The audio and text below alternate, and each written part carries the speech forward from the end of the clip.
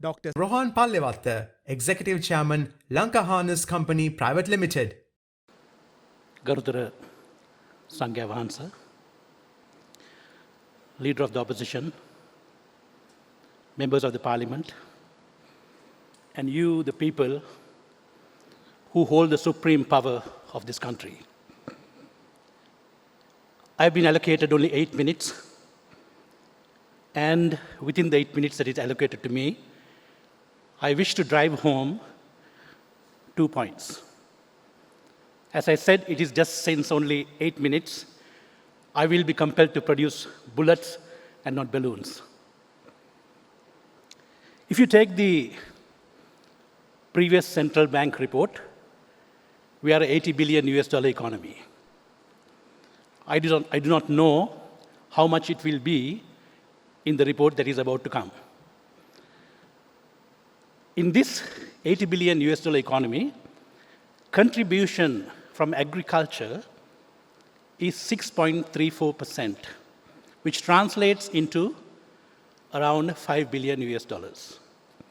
I believe that economic growth means the qualitative and quantitative increase in the 4 broad economic factors, which are the capital, land, labor, and entrepreneurship. Now let us see, in order to add a value of 5 billion to the 80 billion economy, what are the resources that is being utilized by the agricultural sector?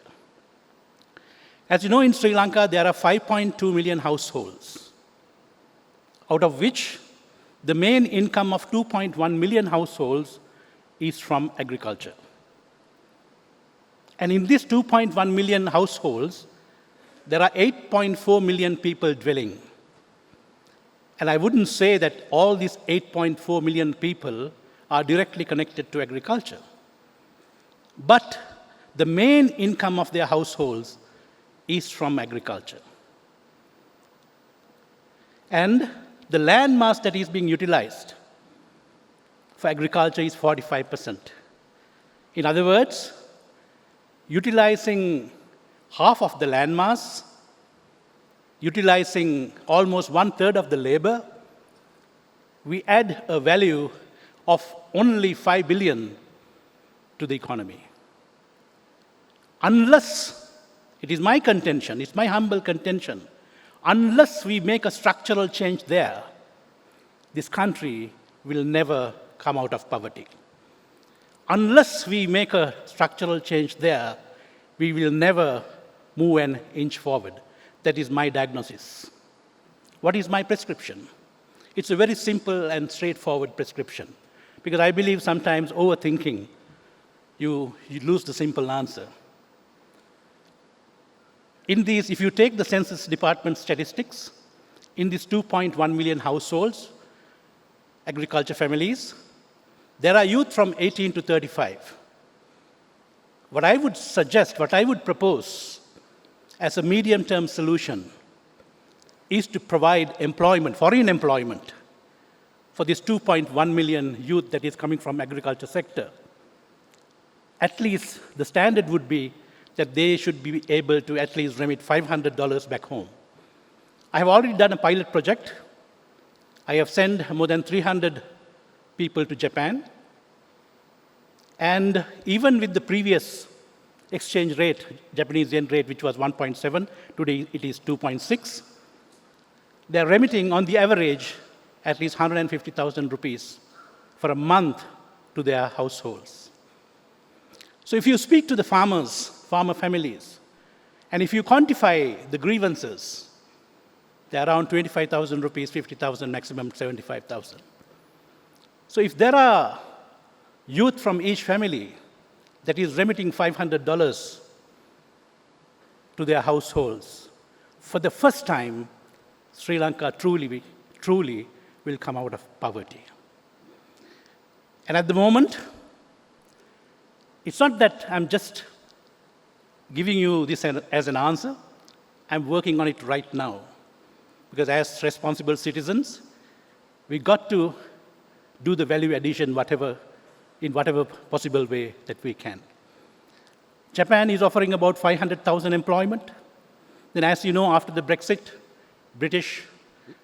in Britain, most of the people who were employed from the European Union, they lost their employment.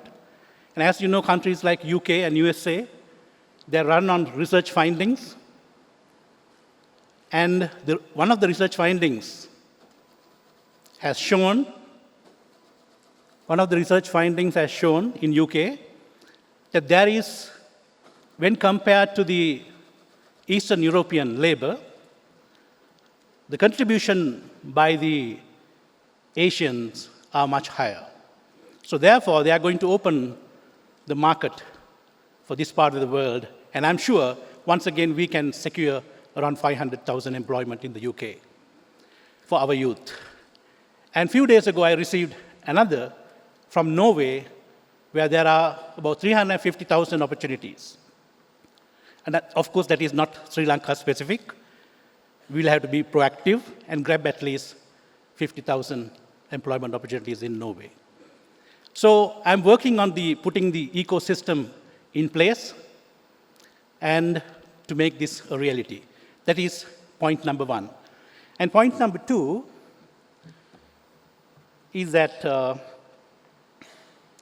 bringing up children with education that make them superior from other races and religions, this make people with limited identity.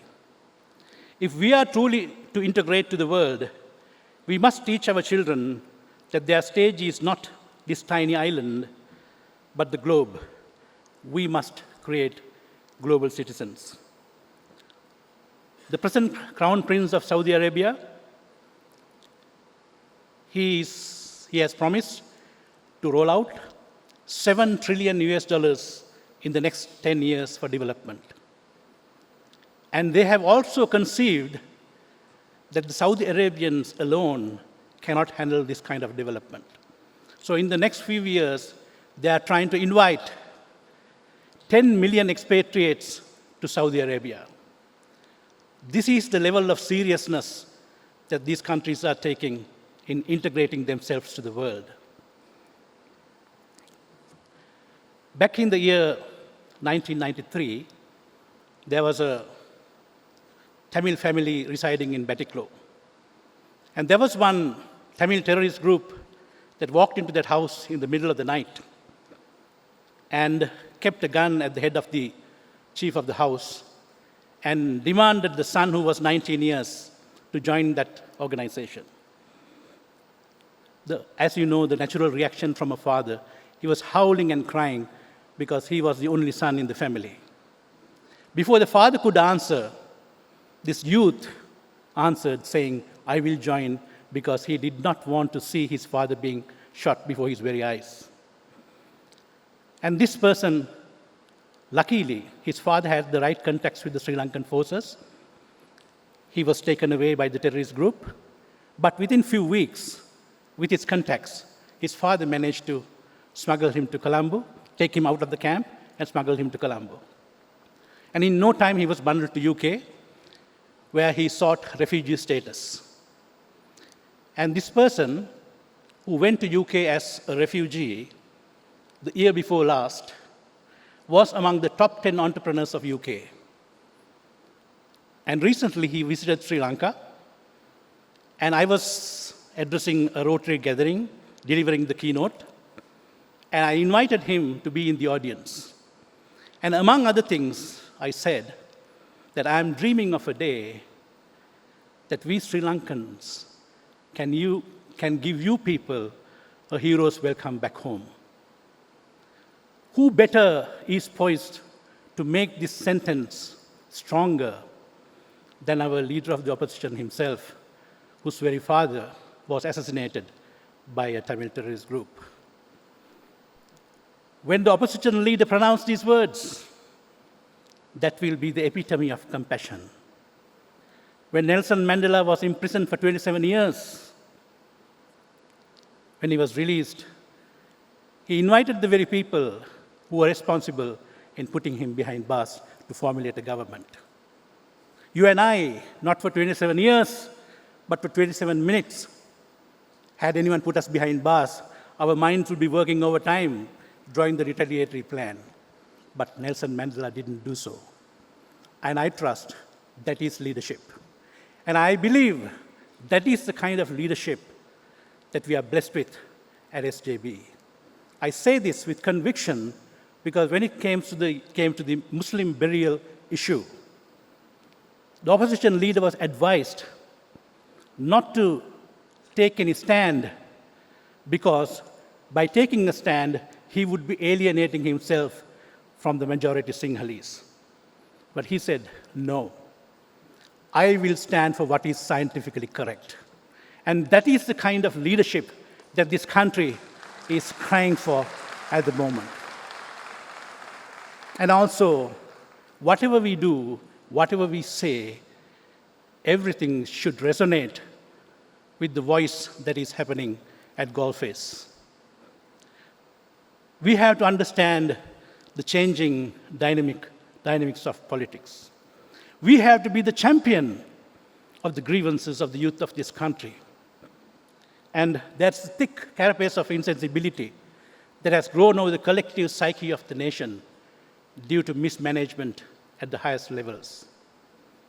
And to induce the necessary catharsis to this situation would be the responsibility of any socially relevant political party. And I believe that SJB is the party that can rise to the occasion in terms of they having the necessary knowledge capital and the human capital. Thank you very much for inviting me today.